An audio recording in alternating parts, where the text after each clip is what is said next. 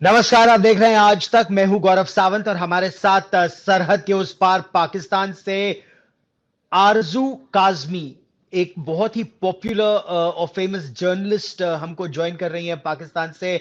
आरजू, स्वागत है आपका आज तक पर। कैसी हैं आप? Thank you so much Gaurav ji कि आपने इनवाइट किया। बिल्कुल ठीक ठाक।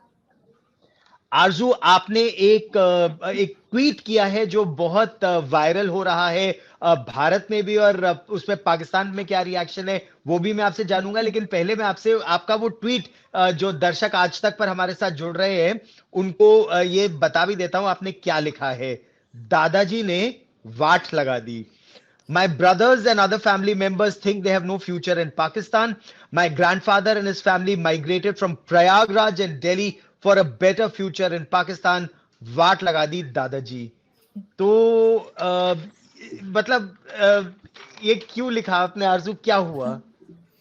ऐसा हुआ गौरव जी के मेरे दो भाई हैं और एक भाई ऑलरेडी यूरोप में हैं और अब दूसरे भी जाने वाले हैं। तो जब मैंने उनसे बात की और उनसे पूछा कि आप क्यों जा रहे हैं, तो उन्होंने कहा कि मेरा कोई फ्यूचर नहीं है पाकिस्तान में और ना ही उनके बच्चों का कोई फ्यूचर उनको नजर आ रहा है। तो उन्होंने डिसाइड किया है कि वो भी यूरोप में जो है ट्रांसफर हो जाए, शिफ्ट हो जाएं और उसके बाद फैमिली को भी अपने वहीं बुला लें। तो उस पे मुझे ऐसा लगा कि जब हमारी फैमिली आई होगी प्रयागराज से यहाँ पर या दिल्ली से, तो यकीनन कुछ सोचा होगा कि कुछ फ्यूचर का सोचा होगा। और अब यहाँ पर हम लोग जो है हमें कोई फ्यूचर नजर नहीं आ रहा और एक एक करके सब जाते जा रहे हैं। तो इसलिए मुझे लगा कि मैंने लिख दिया कि वाट लगा दी दादाजी के, अगर वहीं रहते तो शायद इस किस्म की सिचुएशन हमें ना देखनी पड़ती। तो दादाजी क्या सोचकर पाकिस्तान आए थे 1947 में, और इस समय क्या स्थिति है? तो मोहम्मद अली जिन्ना के सपनों का पाकिस्तान या आपके दादाजी के सपनों का पाकिस्तान क्या बन रहा है या नहीं बन पाया? नहीं, मुझे लगता है नहीं बन पाया, क्योंकि जो सिचुएशन वहाँ पर थी उससे तो यहाँ पर मुझे सबकी हालत खराबी लग रही है। क्योंकि जो मेरे ग्रेट ग्रैंडफादर थे वो भी वहाँ इलाहाबाद में जज थे। वाह। सैयद फरीदुद्दीन अहमद नाम था उनका, और वहाँ पर थे। तो ऑब्वियसली अगर हम वहाँ से अभी इस वक्त कंपेयर करें, तो इस वक्त जो गवर्नमेंट की हालत है और यहाँ पे एकदम जैसे कहा जाता है कि फेल्ड स्टेट होने की तरफ जा रहे हैं। पैसे नहीं है, आईएमएफ ने भी एकदम झंडी कर दी, आईएमएफ नहीं दे रहा।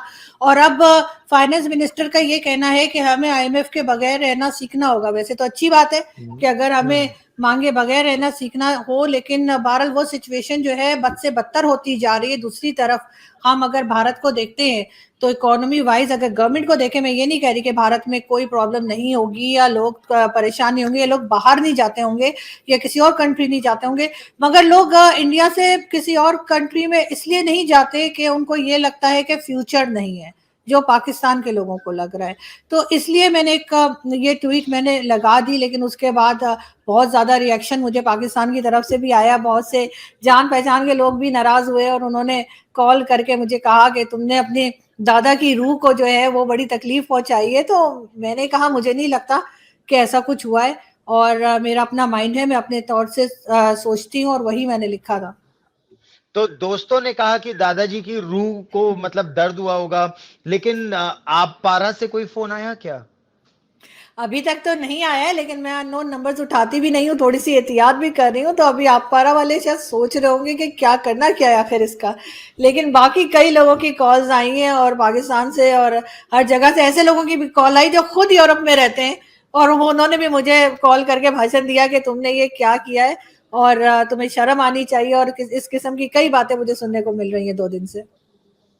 हाँ, मतलब अच्छा, पाकिस्तान में लोगों का क्या कहना है कि पाकिस्तान में क्या स्थिति है और भारत में क्या स्थिति है, वो किस तरह से एनालाइज करते हैं? और ये तो चाहे सोशल मीडिया हो या मीडिया हो, ट्रांसपेरेंसी इतनी है कि कोई कुछ छुपा नहीं सकता। जैसा जो जिस देश में हो रहा है सबको पता ही चल जाता है और ऑलमोस्ट रियल टाइम पता चल जाता है। नहीं, लोग पहले तो नहीं था, मगर अब सोशल मीडिया की वजह से लोगों में बहुत अवेयरनेस आ गई है गौरव जी, और लोग ये समझते हैं कि भारत जो है वो अपनी इकोनॉमी को लेकर और अपनी फॉरेन पॉलिसी को लेकर बहुत अच्छे से आगे बढ़ रहा है। मगर पाकिस्तान में अब इसी वजह से लोग बात करने लगे हैं, आवाज उठाने लगे हैं। बहुत से आपके यहाँ टीवी चैनल्स और यूट्यूबर्स ऐसे भी हैं जो आपके आर्मी चीफ्स जो पहले रहे हैं उनके घर तक दिखा देते हैं। तो उसके ऊपर भी लोग काफी सवाल करते हैं और लोग ऑब्जेक्शन करते हैं कि पाकिस्तान में बहुत कुछ गलत हुआ है और शुरू से लेके अभी तक हम लोग जरा सभी 76 ईयर्स में कुछ भी नहीं संभाल पाए, ना तो फॉरेन पॉलिसी को और ना ही इकोनॉमी को और ना ही करप्शन को रोक पाए। वैसे तो करप्शन हर जगह ही होती है, लेकिन जिस तरह से पाकिस्तान में होती है उसका तो कोई, उसकी शायद ही कोई मिसाल मिलती हो। अच्छा, आर्मी चीफ की अगर बात करें तो मतलब हमारे जो आर्मी चीफ हैं इस समय जनरल मनोज पांडे, उनका मतलब मैंने पाकिस्तान के ही टीवी चैनल पर या इंटरनेट पर देखा था कि उनके बैंक में शायद कुछ मतलब बहुत कम पैसे हैं। और जब मैंने वो पाकिस्तान के मीडिया में देखा, शायद इतने कम पैसे हैं इनके पास, और मैंने कुछ जानकारी हासिल की तो पता चला हाँ उनके पास मतलब जो जो उनकी सैलरी है बस वही है। अगर आप उसको कंपेयर करें पाकिस्तान में क्या हाल चल रहा है, क्योंकि आजकल मैं बहुत देख रहा हूं जनरल आसिम मुनीर जो इस समय आपके आर्मी चीफ है, उनका कुछ पर्सनल डेटा पब्लिक डोमेन में आ गया है फैमिली का। पुराने आर्मी चीफ की कुछ इंफॉर्मेशन आ गई है जो बहुत ही सीक्रेट समझी जाती थी। और यहां तक मैंने सुना है कि मतलब जनरल परवेज मुशर्रफ का तो दुबई में भी आलीशान मकान था, लंदन में भी आलीशान मकान था। एक आपके एक्स आर्मी चीफ को तो कहते हैं कि उन्होंने तो एक पूरा आइलैंड खरीद लिया था कहीं ऑस्ट्रेलिया ऑस्ट्रेलिया के आसपास। तो क्या ये सच है ये सब बातें? जी हाँ, बिल्कुल ये सारी बातें सच है। और वो परवेज़ कियानी साहब थे, उनका कहा जाता है कि आइलैंड था और बाकी सब भी सही है। और अभी इस वक़्त जो आर्मी चीफ़ है, उनका बिल्कुल डाटा जो है वो नादरा से लीक हुआ है, उनकी फैमिली डाटा। और उसमें अजीब-सी बात ये बताई गई कि वो इसलिए लीक किया गया या चेक किया गया कि लोगों को ये गलतफ़हमी थी कि शायद वो शिया हैं। और शिया होने की हम्म। वजह से उनको आर्मी चीफ़ नहीं बनाया जा सकता था, क्योंकि सऊदी अरब को ऑब्जेक्शन होता। तो सऊदी अरब ने जो है वो, जब ये बात चल रही थी, इसी वजह से आपने देखा होगा कि काफ़ी डिले हुआ था, उनकी अनाउंसमेंट नहीं हो पा रही थी, गवर्नमेंट नहीं बता पा रही थी कि आर्मी चीफ कौन आ रहा है।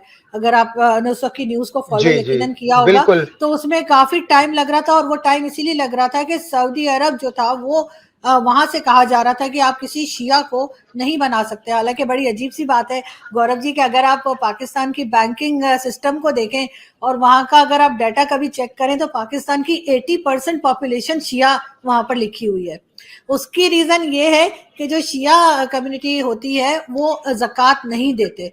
उनको ये उनको पास ये सहूलत होती है कि अगर वो चाहें तो वो ज़कात ना जी। दें, बैंक उनकी ज़कात नहीं काट सकता। इस वजह से जो ठीक। सुन्नी कम्युनिटी है उसने भी अपने आप को शिया बताया हुआ है। तो इसलिए जो बैंकिंग सिस्टम है उसमें आपको 80% जो है वो, इट्स वेरी फनी, लेकिन उसमें आपको 80% लोग जो है पाकिस्तान के वो शिया नजर आएंगे। तो इस हिसाब से तो हमें ईरान जैसा हो जाना चाहिए था। मगर खैर ये वाली जुगाड़ हम करते रहते हैं। और जैसे मैं हमेशा कहती हूँ कि हम इस्लाम उतना ही फॉलो करते हैं जितना हम अफोर्ड कर सकें, तो वो हम अफोर्ड नहीं कर पाते कि हम ज़कात दें। तो वहाँ पे हर किसी ने जो है एफिडेविट जमा करवाया हुआ है अदालत से बनवा कर कि जी मैं शिया हूँ। तो इस वजह से अब जब आर्मी चीफ की बात हुई तो आर्मी चीफ के बारे में ये कहा गया कि वो डाटा लीक किया गया था चेक करने के लिए कि ऐसा तो नहीं कि उनकी फैमिली ने कभी ईरान विजिट किया हो, क्योंकि ईरान शिया कम्युनिटी जाती है वहां पे जी जियारत करने और जी। इस सिलसिले में। करबला मगर जी। कोई, जी बिल्कुल करबला में, लेकिन कोई सुन्नी भी जा सकता है, वो तो कोई ऐसी बात नहीं है। मगर जी। बहरहाल ये चेक करने के लिए कि उनकी फैमिली का कोई विजिट वहां का तो नहीं था। जब वो चेक हो गया तो उसके बाद जो है उनको आर्मी चीफ बना दिया गया। लेकिन अब ये न्यूज बाहर आई है और उसके बाद उन लोगों को अरेस्ट किया जा रहा है जिन्होंने डाटा लीक किया था। तो ये तमाशे भी यहाँ पर एक होते हैं। एक बार फिर आपके दादाजी के पास आते हैं।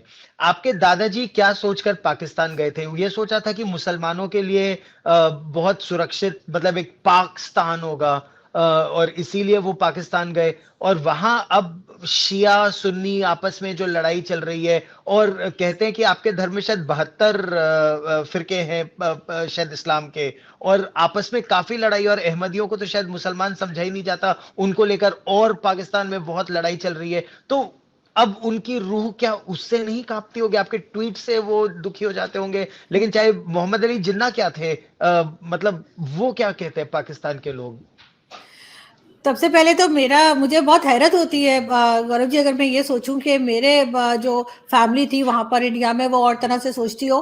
क्योंकि जहाँ तक मैंने अपने पेरेंट्स को देखा है वो बहुत रोशन ख्याल थे और बिल्कुल इस तरह की चीज़ों में नहीं पड़ते थे कि रिलीजन को लेकर या इस किस्म की चीज़ें। तो मुझे बहुत हैरत है कि मेरे ग्रैंड पेरेंट्स वहाँ से यहाँ पर आए और उन्होंने ये सोचा कि यहाँ पर जो है वो ज़्यादा महफूज रहेंगे और यहाँ पे ज़्यादा अच्छा रहेगा मुसलमानों के लिए, ये चीज़ उन्होंने सोची। लेकिन जो बताया गया था शुरू में, अगर हम अपनी जो बुक्स पढ़ते हैं, ऐसे तो खैर बहुत सी हिस्ट्री बुक्स भी पाकिस्तान में गलत हैं, लेकिन फिर भी जो लोगों से सुनते हैं वो यही के सोचा यही गया था कि एक मॉडर्न जैसे यूएई है या इस किस्म की कंट्रीज है, उस किस्म का पाकिस्तान बनेगा और हर एक को इजाज़त होगी कि वो अपने हिसाब से रह सके, मगर ऐसा हुआ नहीं।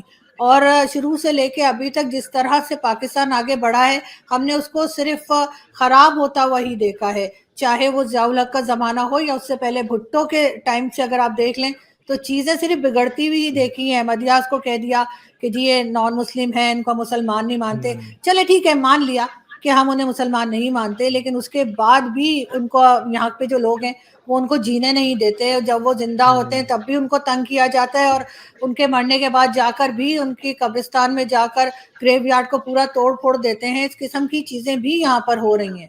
तो और ना कोई रोकता है ना कोई टोकता है, उल्टा बड़ा अप्रिशिएट किया जाता है अगर कोई इस किस्म की हरकत करे।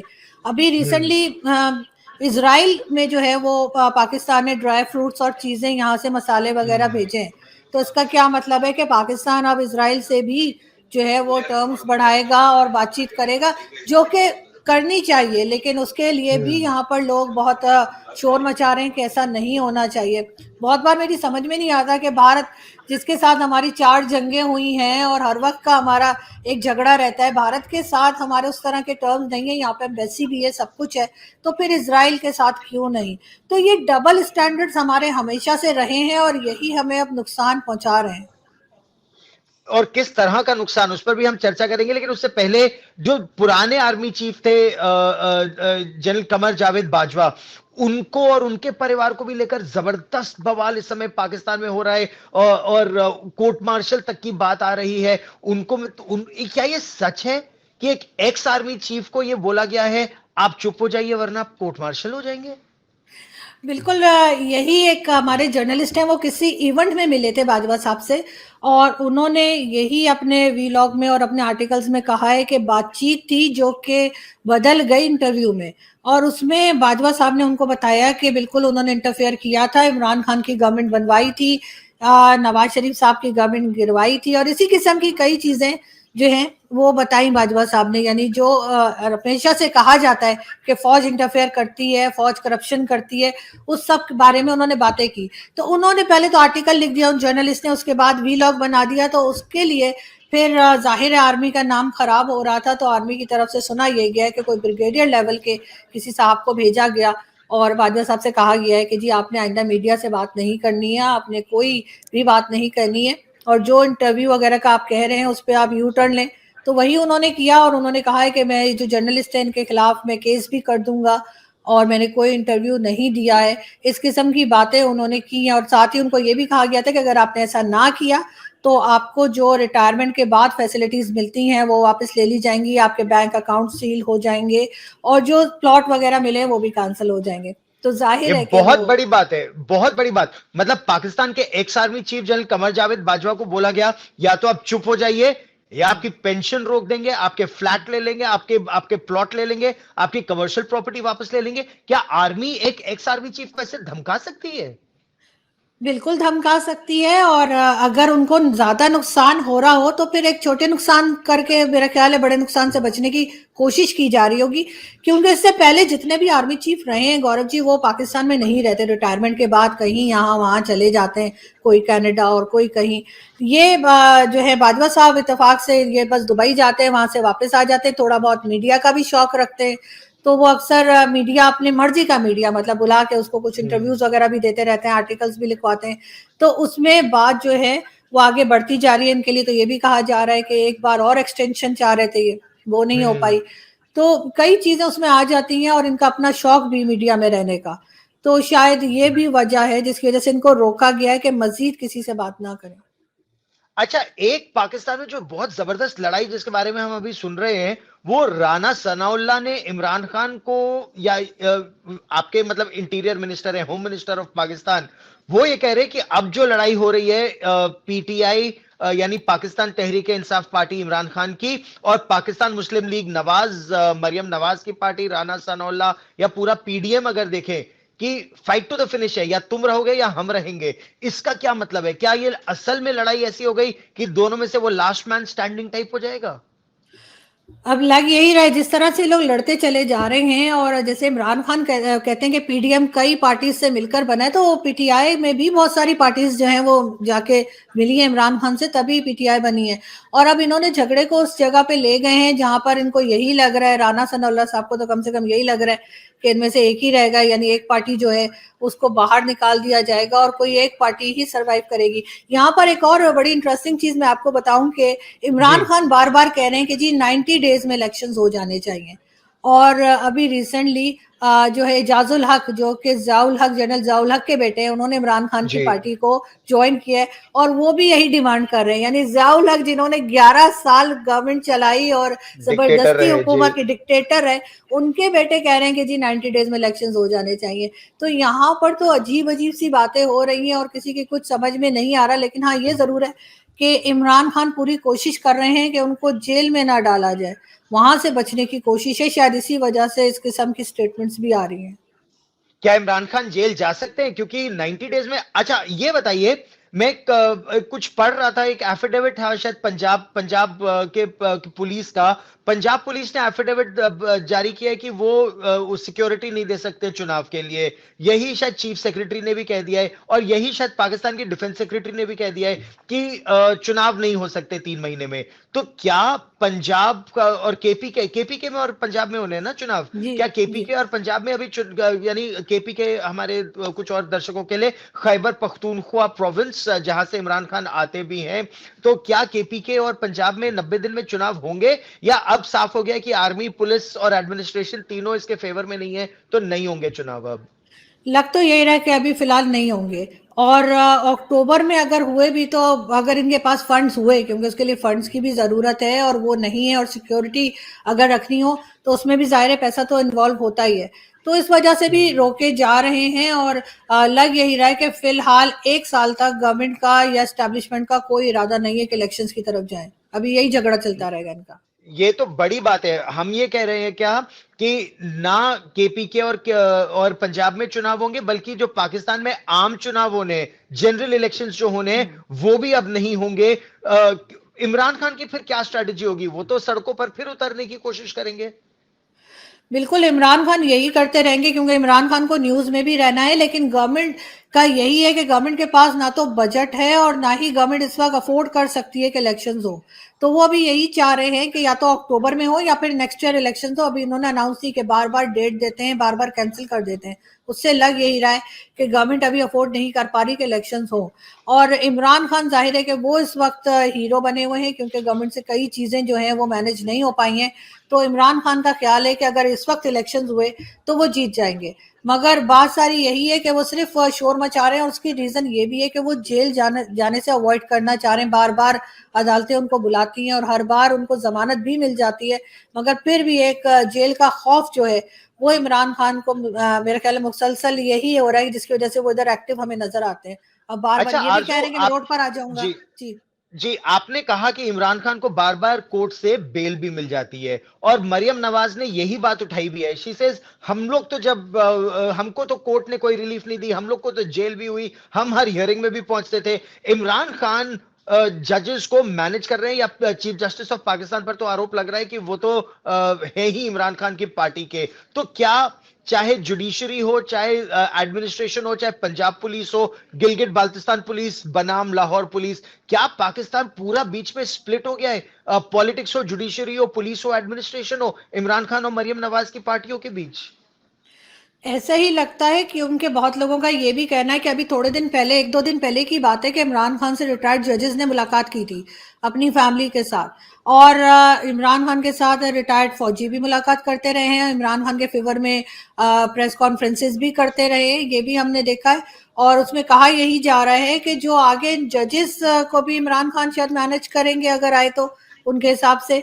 और साथ ही साथ जो रिटायर्ड आर्मी के लोग हैं, उनके जो आगे जनरेशन है उसको कभी सियासत करनी है, पॉलिटिक्स में लाना है तो वो करेंगे, अगर किसी ने बिजनेस करना है वहां सर्विंग पे मदद सर्विंग आर्मी होगी। ऑफिसर्स, सर्विंग आर्मी ऑफिसर्स भी क्या इमरान खान के साथ हैं? मतलब जनरल आसिम मुनीर के बारे में तो कहा जाता है कि वो बहुत नाराज हैं इमरान खान से, जिस तरह से पीटीआई ने उनके खिलाफ पूरी कैंपेन की, लेकिन बाकी कोर कमांडर्स, बाकी सीनियर लीडरशिप पाकिस्तान आर्मी की। नहीं, कहा यह जा रहा है कि जो रिटायर्ड फौजी हैं, जो रिटायर्ड आर्मी ऑफिसर्स हैं, ज्यादातर वो इमरान खान के साथ हैं। जो ऑन ड्यूटी हैं उनके लिए इतना नहीं कहा जा रहा। थोड़े बहुत तो जरूर होंगे, जाहिर है हर किसी की अपनी चॉइस होती है और हर लीडर के साथ कुछ ना कुछ लोग होते हैं। लेकिन इस वक्त यही लग रहा है कि आर्मी अपने आप को साइड पे रख रही है और एजेंसीज भी इंटरफेयर करने में थोड़ा सा हिचकिचा रहे हैं, क्योंकि इनको कहा यही गया था कि अब आर्मी जो है या एजेंसीज जो है, एस्टेब्लिशमेंट अब पॉलिटिक्स में नहीं बोलेगी। मगर ऐसा पॉसिबल नजर नहीं आता है कि इतना ज्यादा अलग नहीं रहा जा सकता इन लोगों को, क्योंकि 75 ईयर से यही करते आ रहे हैं, तो फिर एकदम से तो नहीं हो पाएगा। लेकिन थोड़ा बहुत कोशिश की जा रही है। लेकिन जो रिटायर्ड फौजी हैं वो जरूर इमरान खान के साथ हैं। अच्छा, रमजान के इस महीने में पाकिस्तान में स्थिति क्या है लोगों की? मतलब कुछ रिपोर्ट्स में पढ़ रहा था, वो तो खासी चिंताजनक थी, खाने की स्थिति को लेकर और चीजों की स्थिति को लेकर। लेकिन आम पाकिस्तानी के जीवन में क्या हो रहा है? देखिए, जो लोग कह सकते हैं लोअर क्लास से बिलोंग करते हैं या जिनके पास जो बहुत मजदूरी वगैरह में है, वो तो ज़रूर सफ़र कर रहे हैं। बाकी लोअर मिडिल क्लास और मिडिल क्लास से अगर आप देखें तो हाँ, यूटिलिटी बिल्स और वो सब ज़रूर लोगों के लिए एक प्रॉब्लम है। मगर उसके अलावा सब ठीक है। मगर जैसे गवर्नमेंट आटा दे रही है, अब वो आटा इतना ख़राब है कि उससे कहा, उनके अपने जो है गवर्नमेंट के लोग खुद कह रहे हैं कि जी वो खाने के काबिल नहीं है, लेकिन गवर्नमेंट उसे फ्री बांट रही है, लोगों को दे रही है। उसमें इतनी मिसमैनेजमेंट है कि कई लोगों की जानें तक जा चुकी हैं। आपने देखा होगा हम्म। कराची में भी और केपीके में भी। हम्म। बाकी जो हम्म। महंगाई है वो तो अपनी जगह है ही। और अगर हम ये कहें कि नहीं सब लोग बहुत आराम से, तो ऐसा नहीं है। मगर लोअर मिडिल क्लास या लोअर क्लास से अगर आप देखें तो वहां पे काफी ज्यादा प्रॉब्लम है। और उससे गवर्नमेंट को कोई फर्क पड़ रहा नहीं है। जब तक लोग खुद बाहर नहीं निकलेंगे, खुद शोर नहीं मचाएंगे, उससे कुछ होगा नहीं। क्योंकि ना तो फैक्ट्रीज ओपन हो रही हैं, बल्कि कंपनीज बंद हो रही। जो मोबाइल बना करते थे पाकिस्तान जी। के, जो मोबाइल पाकिस्तान में जो बना करते थे, मेड इन पाकिस्तान मोबाइल जो होते थे, वो कंपनीज बंद हो गई हैं, हो नहीं रही हैं, हो गई हैं। और उन्होंने मोबाइल्स बनाने बंद कर दिए। इसी तरह से कई दूसरी कंपनीज हैं जो पाकिस्तान से अपना बिजनेस बंद कर रही हैं। तो ये एक प्रॉब्लम तो है। और पाकिस्तान की गवर्नमेंट और इस्टेब्लिशमेंट जो ये सब कुछ चलाते हैं, उनको इस तरफ ध्यान देने की ज़रूरत है। लेकिन प्रॉब्लम ये है कि उनके पास, अपने पास तो पैसा है, और वो पैसा उनका किसी भी दूसरी कंट्री में रखा हुआ है। तो यहाँ पर हम्म। आम आदमी को अगर आटा नहीं मिलता या उसके पास खाने को नहीं है या उसकी जान जाती है, तो उससे इन लोगों को कोई फर्क नहीं पड़ता। अच्छा, चाइना पाकिस्तान इकोनॉमिक कॉरिडोर के बारे में कहा था, जाता था। मतलब एक एक चूरन, जैसे आप कहती हैं पाकिस्तान में कश्मीर का खिलाया जाता है, और एक चूरन सीपीसी का खिलाया जाता है, कि एक बार चाइना पाकिस्तान इकोनॉमिक कॉरिडोर आ गया तो मतलब दूध की नदियां बहेंगी पाकिस्तान में, और हर आदमी के घर में मतलब जन्नते हूर सदैव, मतलब वो रियासत मदीना हर नुक्कड़ पे होगी। लेकिन असली स्थिति क्या है? देखिए, पहले जब ये सी पैक चल रहा था उस वक्त तो आप जब जानते ही हैं कि आसिम बाजवा साहब थे, और वो किस तरह से जो है पिज्जा फ्रेंचाइज बना के गायब हो गए। हम्म। और वो प्रोजेक्ट्स भी ठप हो गए। और कहा यही गया चाइना की तरफ से कि पाकिस्तान में बहुत ज्यादा करप्शन हुई। मतलब करप्शन का भी एक लेवल होता है ना, तो बिल्कुल ही सभी कुछ खा पी के बैठ गए। तो उससे ये हम्म। हुआ कि वो बंद हो गया। और फिर खैर फ्लड आ गया और उसको हमने एक नया वो दे दिया, एंगल दे दिया कि जो हम्म। फ्लड की वजह से ऐसा हो गया। अब चाइना को भी क्योंकि पाकिस्तान की जरूरत रहती है, और कई बार आपने देखा होगा कि कई चीजों में जहां पे चाइना को बोलना चाहिए भारत के लिए, वहां पे पाकिस्तान की तरफ से स्टेटमेंट चला जाता है। तो उन्होंने अब एक उसका सेकंड फेज सी पैक का स्टार्ट करने का कहा है। उसके लिए कुछ फंड्स भी पाकिस्तान को दे दिया गया है चाइना की तरफ से। तो अब एक बार फिर कोशिश की जा रही है कि सी पैक को दोबारा से बनाया जाए, दोबारा से उस प्रोजेक्ट को खड़ा किया जाए। लेकिन कहाँ तक कर पाएंगे कुछ कहा नहीं जा सकता। लेकिन बहरहाल कुछ ना कुछ फंड इन्होंने चाइना से ले लिया है। और इसी की बेस पे जो है वो, क्योंकि आईएमएफ तो नहीं दे रहा। आईएमएफ ने तो कहा है कि जी आप अपने फौजी जो आपके बजट है उसको भी कम कीजिए। साथ ही उन्होंने न्यूक्लियर एसिड्स के ऊपर भी इनको कह दिया था, जिसको इन्होंने साफ इनकार किया है। और शायद ये न्यूक्लियर पे जा सकते थे, लेकिन ये फौजी बजट कम नहीं कर सकते, वो बहुत प्रॉब्लम है। तो इस वजह ये से फिलहाल तो अगेन इन्होंने वही जी। उसी प्रश्न पे मैं आ भी रहा था, कि आईएमएफ से मिलना आपको सिर्फ $1.1 बिलियन है, और वो जून तक के लिए। जून एक बार फिर शायद आप 24th या 25th बार आईएमएफ के पास जाने की आपका देश जाने की तैयारी में है। तो ऐसे में अगर आईएमएफ कह रहा है कि आप मिलिट्री बजट कम करो, तो पाकिस्तान क्या करेगा? पाकिस्तान नहीं कर पाएगा, क्योंकि मिलिट्री बजट ये कम नहीं कर सकते। अगर ये भारत नहीं करेंगे, ये नहीं कहेंगे कि भारत से खतरा है, तो फिर ये टीटीपी का कह देंगे या अफगानिस्तान बॉर्डर का बता देंगे। कुछ ना कुछ रीजन ये खड़ा कर देंगे जिसकी वजह से इनका बजट कम ना हो। इसलिए कि ये तो हमेशा से ही रहा है कि पाकिस्तान में सबसे ज्यादा बजट जो है, जो एजुकेशन का होना चाहिए, हमारा एजुकेशन का बजट सबसे कम होता है अगर कभी आप चेक करें। और जी। सबसे ज्यादा बजट डिफेंस बजट होता है, जिसको बहुत से लोग कहते हैं बदमाशी का बजट। तो वो जो है वो सबसे ज्यादा है हमारे यहाँ, और यही वजह है कि ये लोग आईएमएफ की तरफ नहीं जा पा रहे। और आईएमएफ ने भी इस बार जिद पकड़ी है कि ये चीजें कम करनी होंगी, वरना नहीं देंगे। अब ये दूसरे ऑप्शन देख रहे हैं। अभी नवाज शरीफ साहब जो हैं लंदन से जा रहे हैं लास्ट वीक में, रमजान के यानी इस मंथ के अप्रैल के एंड में वो जाएंगे सऊदी अरेबिया। और सऊदी अरब ने शहबाज शरीफ साहब को भी बुला लिया जो प्राइम मिनिस्टर है। तो हो सकता है, क्योंकि नवाज शरीफ साहब के वहां बहुत ज्यादा टर्म्स अच्छे हैं, तो वो सऊदी अरब से कुछ फंड दिलवा दें पाकिस्तान को। तो नहीं, लेकिन ज़कात पर कब तक जिएगा पाकिस्तान? मतलब अगेन ये आपके आपके दादाजी के सपनों का पाकिस्तान या मोहम्मद अली जिन्ना के सपनों का पाकिस्तान तो नहीं हो सकता। बिल्कुल ऐसा ही है। और मेरा ख्याल है उनके सपनों का पाकिस्तान तो ऐसा ही होगा कि अपनी खुद कमाते हों, खुद काम करते हों, और फैक्ट्रीज चलें, ट्रेड हो, और अच्छे से लोग रहें। इस तरह से तो ना हो जो इस वक्त हालत है कि अब सऊदी अरब जा रहे हैं प्राइम मिनिस्टर, और यकीनन वहां से कुछ लेने ही जा रहे होंगे, कुछ देने तो नहीं जा रहे होंगे। तो पाकिस्तान की हालत अभी से नहीं गौरव जी, बहुत टाइम से खराबतर होती जा रही है। लेकिन अफसोस की बात यह है कि जो लोग पावर में हैं, जो पॉलिसी मेकर्स हैं, उनको इससे कोई फर्क नहीं पड़ता। जिस दिन उनके घर में राशन खत्म होगा, उनके घर की लाइट बंद होगी, उनके बच्चे एजुकेशन नहीं ले पाएंगे, तब शायद वो लोग कुछ सोचेंगे, उससे पहले नहीं। क्योंकि उनको यही पब्लिक सूट करती है जो ज्यादा दिमाग ना चलाए और पूरे टाइम यही भागती दौड़ती रहे कि सुबह का खाना ले लिया है तो शाम के लिए क्या करें। जब तक पब्लिक इसी अच्छा, तरह परेशान रहेगी, कुछ नहीं कर पाएगी। जी। एक एक मैं रिपोर्ट देख रहा था कि अब पाकिस्तान में यह भी बात हो रही है कि जिस कश्मीर के को लेकर पाकिस्तान अब भूखमरी की कगार पर आ गया है, या कोई उसे कंगालिस्तान बोल रहा है, कोई बेगरिस्तान बोल रहा है, वो कश्मीर का जो बजट है वो पाकिस्तान के पूरे लोन से दुगना है। और कश्मीर में क्या हो रहा है और पाकिस्तान ऑक्यूपाइड कश्मीर में क्या हो रहा है और पाकिस्तान में क्या हो रहा है, क्या उस पर भी चर्चा होती है? क्योंकि कुछ सोशल मीडिया प्लेटफॉर्म्स पे तो मैं देखता हूं चर्चा हो रही है। बिल्कुल, क्योंकि कश्मीर जो हमारी साइड पे कश्मीर है, उसमें डेवलपमेंट नाम की तो कोई चीज़ है नहीं। और भारत की तरफ जिस तरह डेवलपमेंट हो रही है, और भारत उसको बहुत अच्छे से दिखा भी रहा है पूरी दुनिया को, जो कि दिखाना भी चाहिए मेरे ख्याल से। तो वो देखकर तो ऑब्वियसली जो साइड पे कश्मीर के लोग हैं वो यकीनन डिस्टर्ब होते होंगे। और क्योंकि वहां पर तो मैं खुद जा चुकी हूँ, ना तो रोड्स ठीक से बनी हुई हैं, ना कोई और फैसिलिटी है, मोबाइल टावर्स तक ठीक नहीं है कि वहां जाके हमारे फोन्स तक ठीक काम नहीं करते। ये सब प्रॉब्लम्स हैं।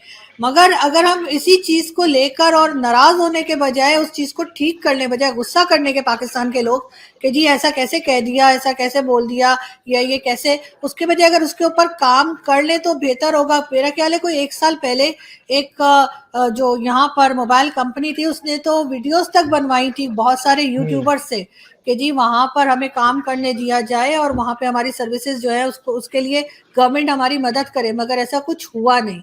हम सिर्फ एक कहना चाहिए बिजनेस के तौर पे शायद कश्मीर हमने रखा हुआ है कि हम जाके यूनाइटेड नेशन में बात कर लें, हम उसके बाद अपना बजट बढ़वा लें। क्योंकि जिस दिन कश्मीर का इशू सॉल्व हो गया तो फिर डिफेंस बजट किस नाम पे लेंगे? यहाँ तो कोई इशू ही नहीं रह जाएगा भारत के साथ। तो फिर ये भी एक रीजन है जिसकी वजह से इसको एज इट इज रखा गया है। और ऐसे में क्या पाकिस्तान के लोग अब ये कह रहे हैं कि ये 75-76 साल बहुत हो गया, ये चूरन, हमको ये चूरन नहीं चाहिए, या अभी भी ये नहीं कह रहे हैं? और दूसरा, जैसे भारत की हमेशा से ये मांग रही है कि हाफिज सईद हो, मसूद अजहर हो, दाऊद इब्राहिम हो, सैयद सलाउद्दीन हो, जो टेररिस्ट पाकिस्तान में, उनके खिलाफ कार्रवाई हो।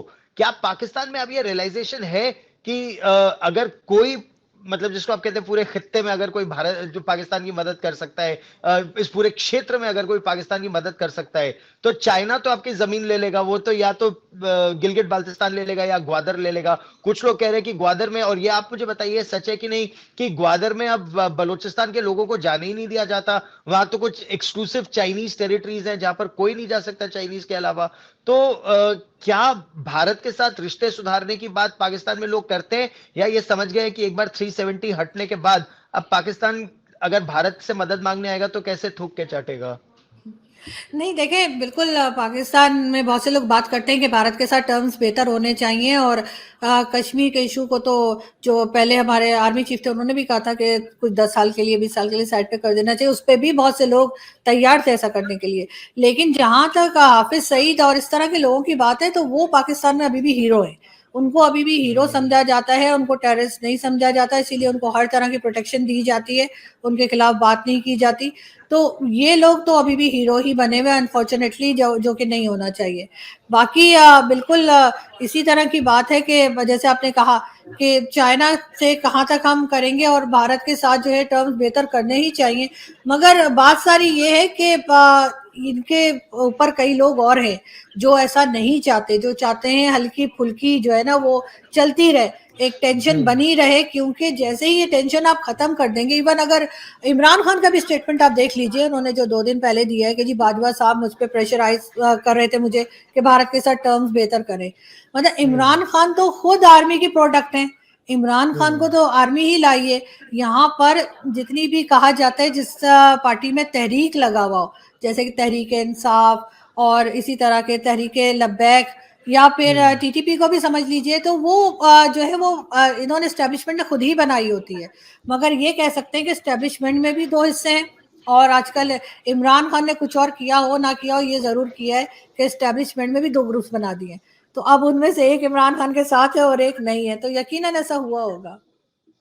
आरज़ू, आप बहुत बेबाकी से बोलती हैं और बिल्कुल बिल्कुल दिल से बोलती हैं। आप सुरक्षित रहिए पाकिस्तान में, यही हमारी कामना है आपसे। आप हमारे साथ जुड़ी इंडिया टुडे पर, बहुत बहुत धन्यवाद। लेकिन पाकिस्तान की स्थिति का आकलन आपका बिल्कुल सही है, आपका असेसमेंट बिल्कुल परफेक्ट है कि Pakistan is split write down the middle. मतलब जुडिशरी डिवाइडेड है, सोसाइटी डिवाइडेड है, पुलिस डिवाइडेड है, यहां तक कि आर्मी भी डिवाइडेड है। और ये पाकिस्तान के लिए हो सकता है आने वाले समय में बहुत बड़ी चिंता की बात होगी।